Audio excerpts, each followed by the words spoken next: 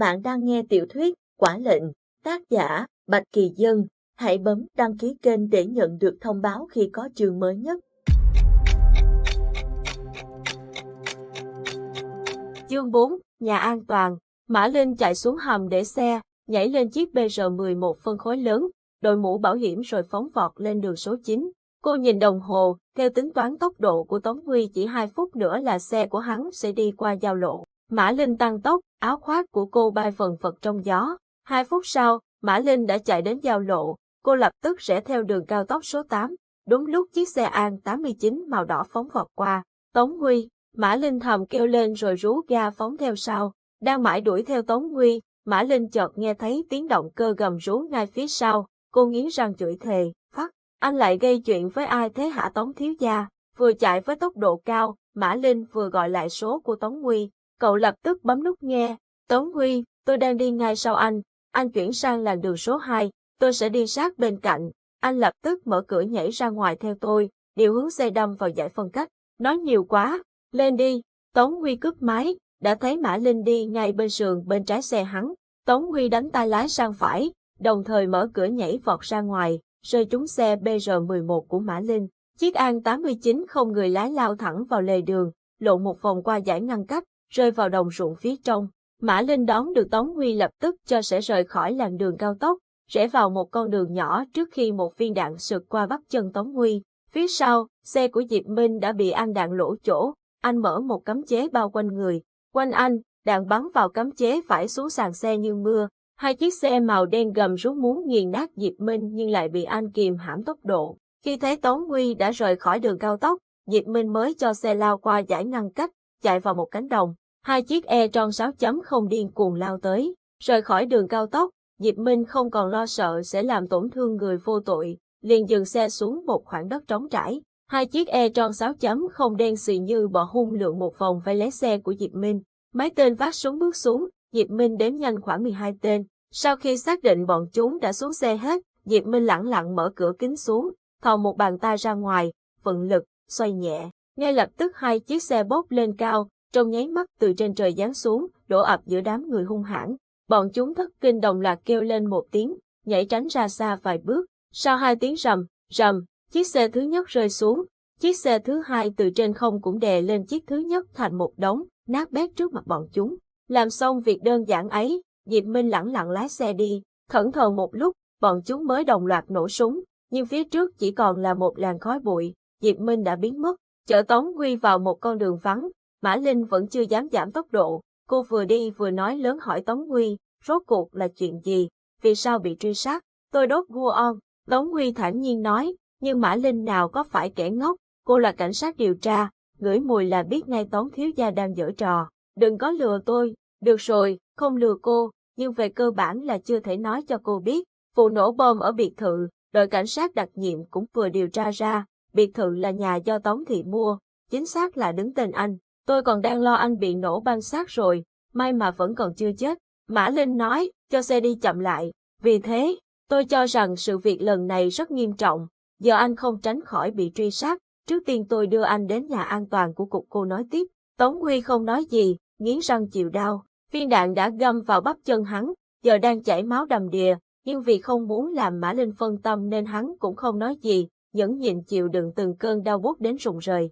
Ban nãy, Tống Huy biết là Diệp Minh theo đuôi mình, cũng có nhìn thấy anh bị những kẻ kia chèn ép, trong lòng có chút gợn sóng, nhưng rồi, hắn tặc lưỡi, dù sao cũng không tin được anh ta, dù thế nào cũng phải rời xa bọn họ, tránh mọi rắc rối. Mã Linh là lựa chọn của hắn trong lúc cấp bách này. Trước đó, hắn định gọi cho Tống Phi, nhưng nghĩ đến những điều Diệp Minh nói ban nãy hắn lại từ bỏ ý định. Tuy không nghi ngờ Tống Phi, nhưng người bên cạnh anh trai hắn cũng không hẳn có thể tin tuyệt đối. Đến trước một ngõ hẹp, Mã Linh cho xe đi chậm lại. Ngõ rất nhỏ, chỉ vừa khít chiếc xe phân khối lớn, hai bên là 2 bức tường bê tông cố định 2 tòa nhà cao tới chục tầng khiến cho con ngõ càng nhỏ bé, khuất lấp. Mã Linh bước xuống xe, bấm mã mở cửa rồi dắt xe vào trong. Tống Huy theo sau, vừa bước vào, cánh cửa sắt nặng trịch đã từ từ đóng lại, tạo thành một lô cốt bất khả xâm phạm. Bên ngoài thì nhỏ hẹp như vậy, nhưng vào bên trong, căn nhà khá rộng và kín đáo. Mùi ẩm bốc lên giống như hàng thế kỷ không có ai bước chân vào. Tống Huy hắt xì một cái, nghiến răng tập tễnh bước qua. từng giọt máu nhỏ xuống nền nhà. Mã Linh sau khi cố định xe phân khối liền đi vào, giật mình sửng sốt, Tống Nguy, anh bị thương.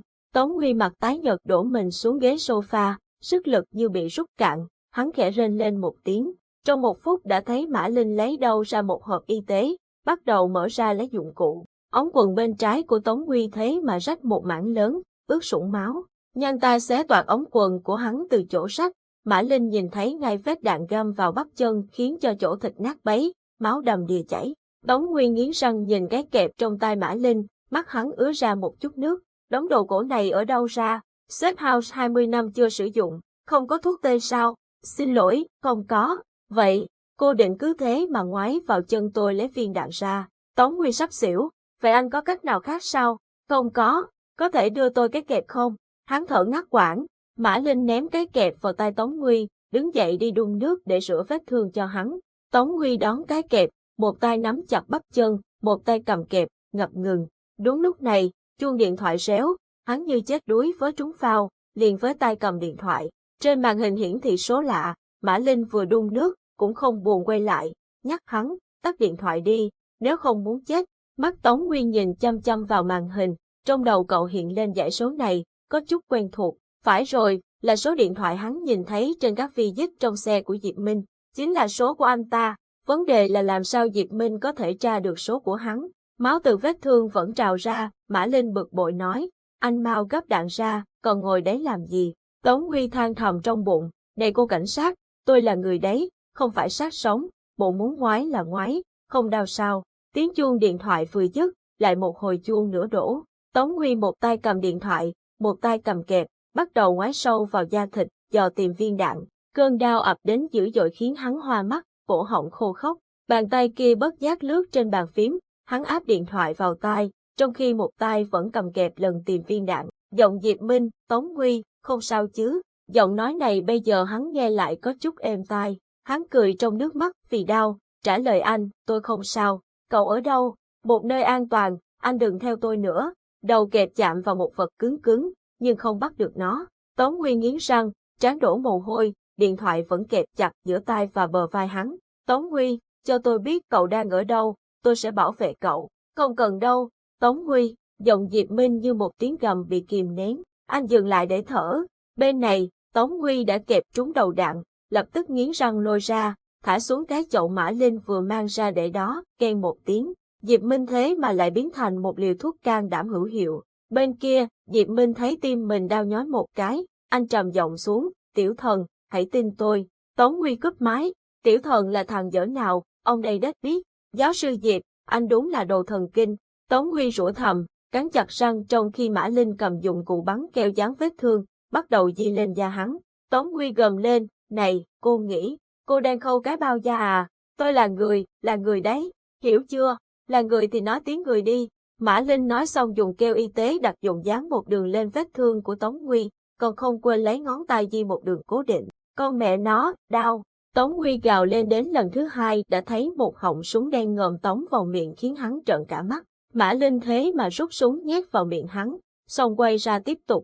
Vá, anh thử gào lên lần nữa xem. Tống Nguy, u. Làm xong công việc của bác sĩ thú y, Mã Linh lau rửa vết thương xong rồi băng lại, sau đó cô mới rút khẩu súng từ trong miệng Tống Nguy ra, hắn ta điên tiết gắt ầm lên, đồ quỷ cái, thảo nào, ông đây không nuốt nổi cô, Mã Linh rút súng ra xong đã liền cúi xuống bịt miệng Tống Nguy bằng một cái hôn dã man chưa từng có, mặc dù rất ngắn, nhưng lúc cô rời môi hắn cũng là lúc cắn nó chảy máu. Mã Linh lau máu ở môi mình, đứng từ trên cao, cúi xuống nhìn sát vào mặt Tống Nguy. Bao giờ anh mới chịu nuốt tôi? Tống Nguy trợn mắt trừng lại cô. Không bao giờ, xéo. Mã Linh gõ khẩu súng vào đầu hắn, quay ra lục tủ đồ.